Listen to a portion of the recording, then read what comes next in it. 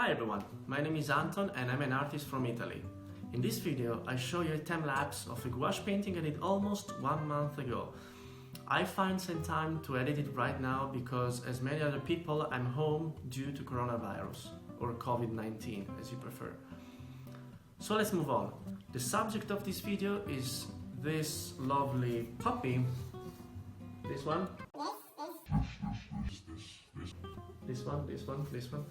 This one I found, actually I picked for my personal challenge a random profile from my Instagram account, and I decided to make a painting. I'm pretty sure this dog has more followers than I have, but anyway, in the description below you can find all the materials I have used and the link to his Instagram account. If you have any advice, requests or comment, you can leave in the comment section below. And please, one more thing, don't forget to subscribe to my channel. Just click the right button here, just this one. And yeah, thank you very much. Enjoy the video.